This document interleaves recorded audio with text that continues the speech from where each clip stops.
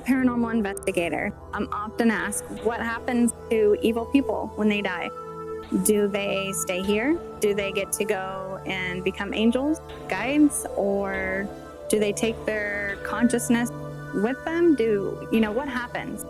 And my view on that is, or do they go to hell, because they're evil? Most of the time that I've experienced with more, I'm just going to say heavier energy, that just didn't feel right. It was very uncomfortable. That person, to me, has suffered from maybe a mental illness, or just done something that they just want forgiveness for. I mean, we can all, as humans, as souls, really understand that forgiveness does a lot. It does a lot for us. And one of the last investigations that I did, there was a heavy spirit. Some people might have said it's demonic, it's scary. But once we started cleansing that house and breaking down the barriers of that entity, he was able to get weaker and actually explain what his problem was. And what it was just that he felt so bad. He felt bad for antagonizing a little girl. He felt bad for some things he did here. He just wanted to be forgiven. And we did. I said, we forgive you. And that was it. He left the building. If someone was a bad person in life, it doesn't mean that after she or he dies, they will automatically become evil. I believe that evil people have a kind of chemical imbalance that doesn't allow them to think like the others do. When bad people die, they go through a confusing period and need time to understand and process their new state. Revenge is the last thing that will be on their minds.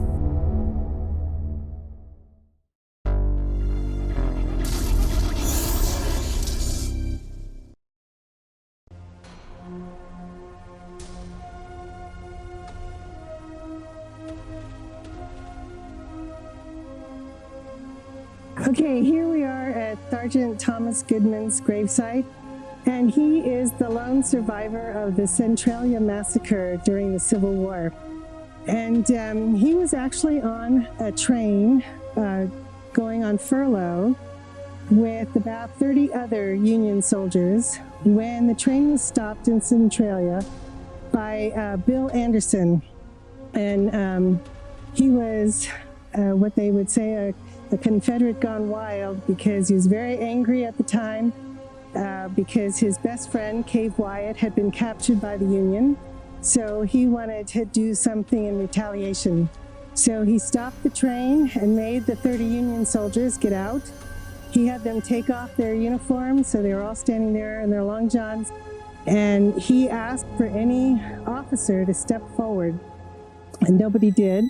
So he asked again, and Sergeant Goodman thought, well, he probably wants to shoot the officers, but they also probably saw the stripes on my shoulder, so I think I'll step forward. So he stepped forward. He was the only one that was saved. Everybody else was slaughtered.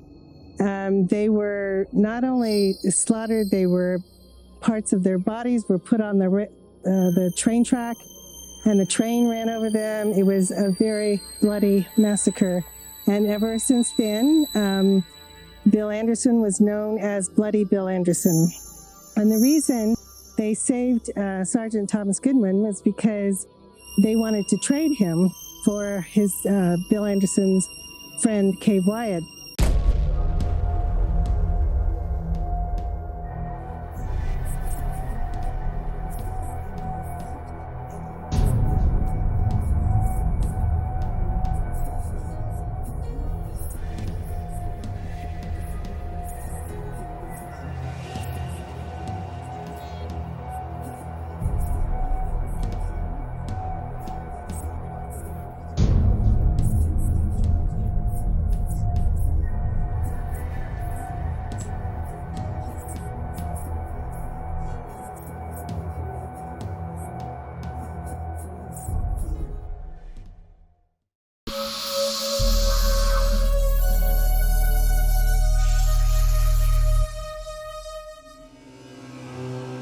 It is said that a picture speaks 1,000 words, and we only see what we want to see. These adages might be true. However, there will always be those who will disclaim physical proof of paranormal occurrences. The truth is that what you see is just a perspective of your reality. The image that you have in your mind about things will overrule what your eyes are actually seeing. For a lot of people, faith is everything. The stronger of the spirits have the power to change their appearance. Some entities can manifest to appear as a child or a teenager, an adult or very old. Some have the ability to take basically any shape or any form they decide. The following pictures were taken during a photo investigation that I did in this cemetery. Remember, the point of this demonstration is not to convince you or to make you a believer. It is to simply show you another observation perspective.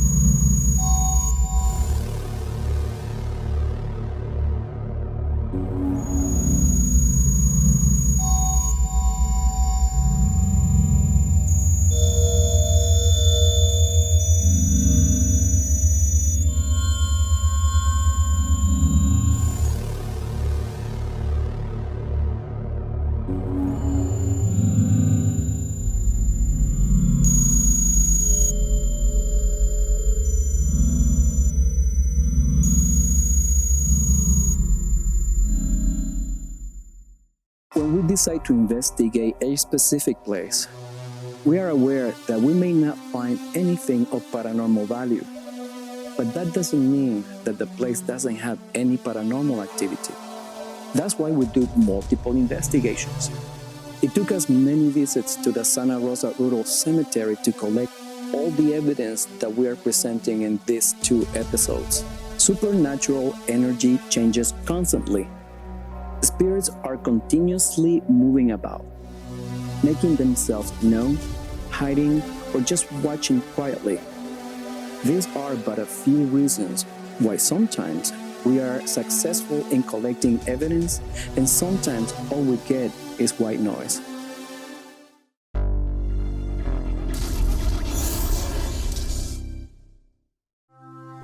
The following story started in San Francisco. The tragedy came to an end here in 1920. Okay, here we are at the Hanging Tree, and the story here is in December of 1920, Sheriff Petrie, who was a much beloved sheriff in town, was helping out the Santa Rosa detectives to find the Howard Street Gang. Howard Street Gang consisted of 3 gentlemen. They were Terrence Fitz, Charlie Valento, and George Boyd. And they had assaulted some women in San Francisco, and it was rumored that they might be hiding out here in Santa Rosa at Pete Gadotti's house because he was one of their friends. So the sheriff and the San Francisco police detectives decided that they were going to surround the Gadotti house and then go inside and get these guys. So they went in, but when they did, the gentlemen were armed, and they shot the sheriff and they shot the detectives. So the 3 of them were all dead inside, but as the criminals ran out, they didn't realize that the house was surrounded. So they were all caught and taken to the Santa Rosa jail. Then when the town heard that their beloved sheriff was dead, they all got together, a bunch of vigilantes, mostly from Healdsburg, and decided they were going to take care of these guys themselves. So the story is that they went in to get the keys for the jail, and they were just handed to them.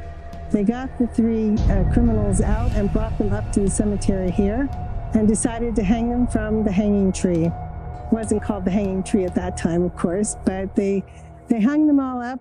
And when they took them down, they decided to sell the noose in 1-inch pieces for souvenirs. People would come to the tree and take off pieces of the bark and sell those for souvenirs. So it became kind of a disgrace in the town, and a ladies' organization decided they should cut the tree down, which they did.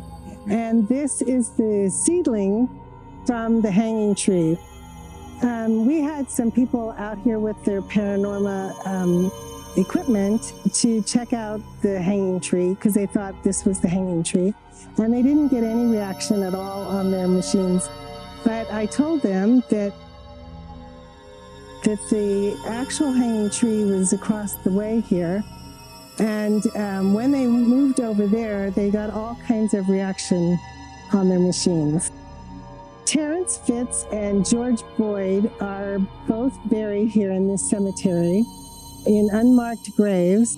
We know the area where they are, not the exact spot, but they were in unmarked graves because they didn't want any further action or vandalism or anything in the cemetery. And Charlie Valento was sent back to San Francisco where he was buried. During a previous investigation with the team and I, we were brought to this location and this spot. And during this spot, I had picked up on a shooting. I picked up sheriff. I picked up like bandits and sheriffs like shooting each other. I also picked up a hanging, which technically I guess there was a hanging tree here. And then also I was seeing a bunch of horses like Western, or I'm not sure what kind of horses, but I was seeing a lot of horses also in this area. So when I was walking up to this spot, I was feeling unmarked graves amongst this area. And after the shootout with the cops and the bandits, the 3 were captured and they were brought here and they were hung right behind here with the hanging tree. And then they were buried in unmarked graves across the cemetery in what is called a pauper's grave.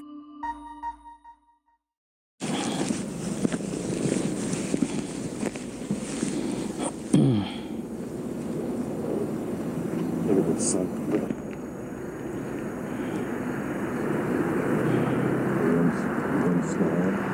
No, so are the 3 guys that were hanging here, any of you still here?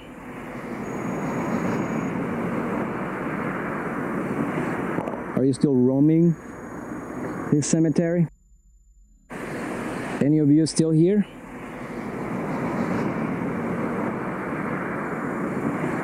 Are you still roaming this cemetery?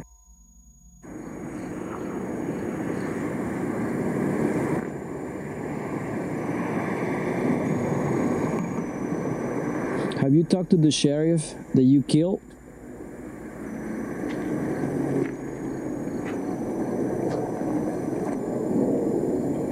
Nothing.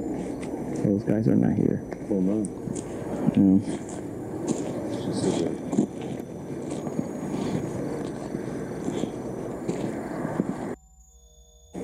Those guys are not here. Oh, no. No.